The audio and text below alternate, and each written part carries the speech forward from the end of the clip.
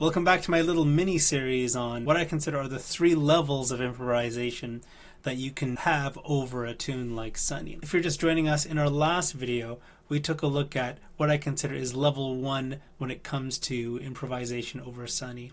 If you haven't seen that video yet, highly recommend going over and checking that video out before digging into this video, which is going to get a little bit deeper. You can also check out that solo example in the last video that we looked at in this series. So without wasting too much time, let's just jump into level 2.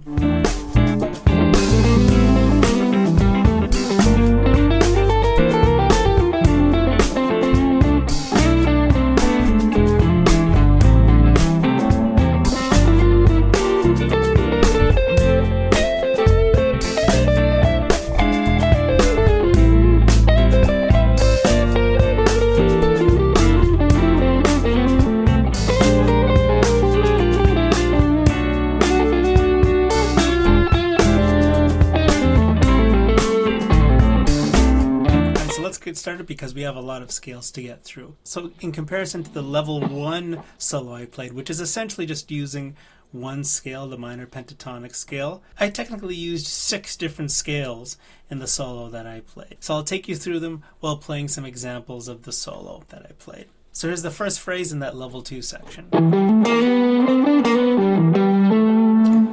So the scale that I was thinking here is the A natural minor scale, which looks and sounds like this.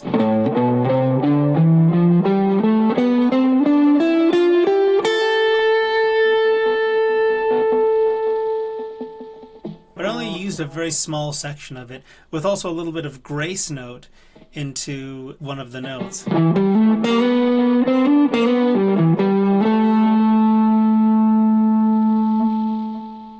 And the reason I chose to slide into this note, which is the second note of the scale, so 1, 2, because the second note of the scale kind of has that very jazzy quality about it, right?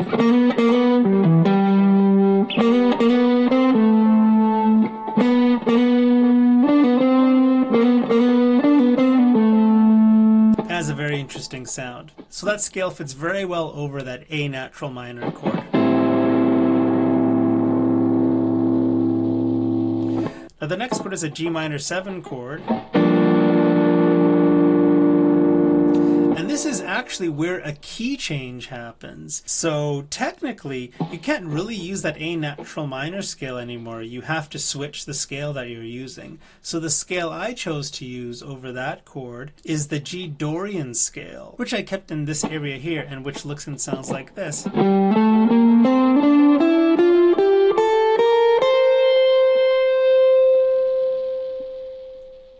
So the phrase I played there.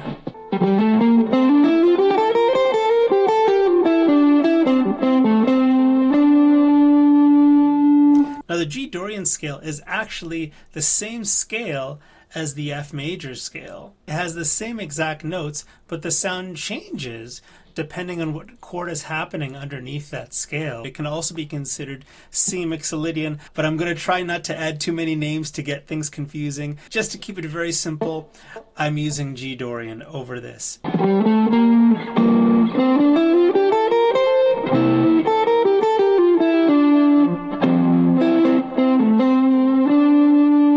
Same scale, I don't change any notes in there at all, but as you can hear, it has a different sound depending on what chord happens underneath. Next phrase.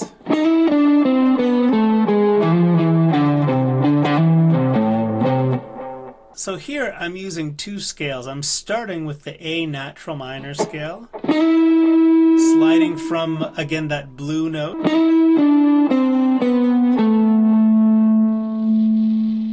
And then when I get to the next note, this is where I actually switch to the A harmonic minor scale.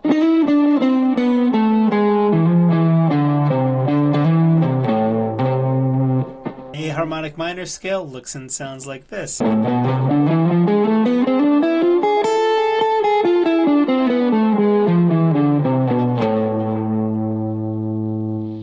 This scale kind of has a very ethnic sound, as you can hear.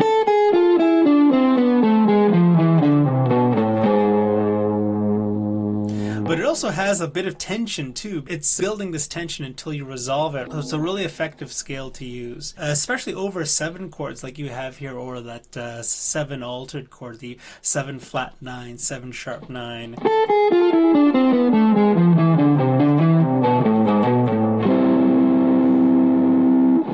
So this is a really good scale to get to know if you want to start to introduce a little bit of tension into your solos. So we have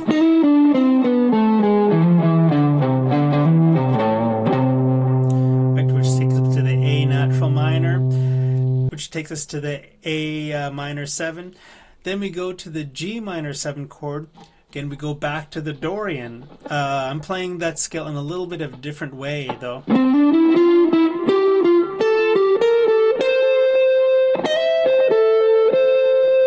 That's what we have there, that G Dorian or F major, depending on what chord's happening underneath. And then an A natural minor, I'm thinking there. And then back to the A harmonic minor again. Right. And then resolving to this note to take us back into the A minor 7 chord. Scale-wise, we're back in A natural minor again. Those 2 notes, and then we go back to the G Dorian, and then here I actually go back into the A natural minor for this note. So we have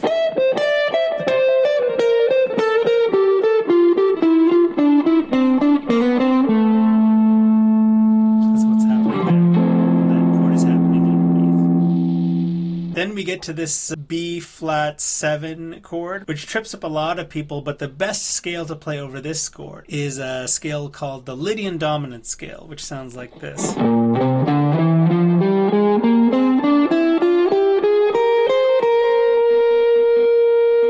Bit of a wild sounding scale. The phrase I played there for that was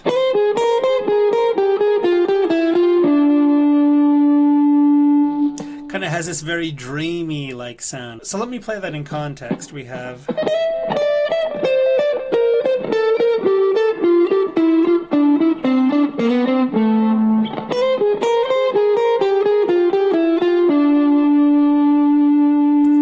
of an interesting sound there. Then we go to the B minor 7 chord. For the B minor 7 chord here, a lot of people actually just stick to your A minor pentatonic here, but if you actually switch to the B minor pentatonic scale, you can create a very interesting moment here, which is what I did in my example. I played this. Very small, but the B minor pentatonic position I'm referring to here, just looking at the bottom 4 strings, including the blue note, looks like this.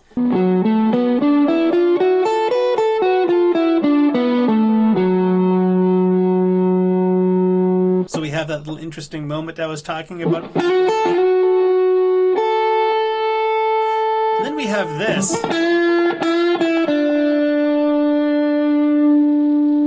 Now to explain what I was thinking here, I kind of have to explain what's happening chord-wise here. So we have that B minor 7 chord happening, right? And the next chord is an E7 altered chord. So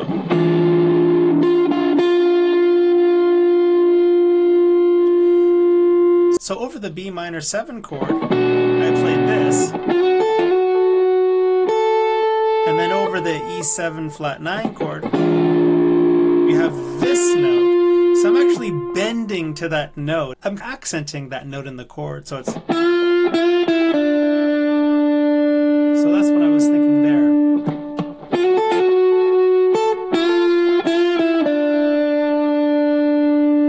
And then after that, returning to the minor pentatonic scale.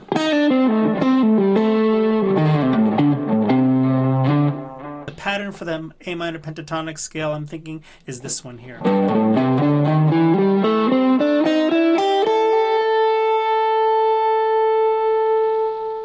And that takes you through that level 2 example. And again, you can download the PDF, the tab of the solo, from mymusicsheet.com. I'll also have the examples, the PDFs I had that I was showing on the screen here, which will kind of help you if you ever want to create your own solos using some of these scales. All right, so that wraps it up for part 2. I'll see you in part 3 where things get a little bit crazier.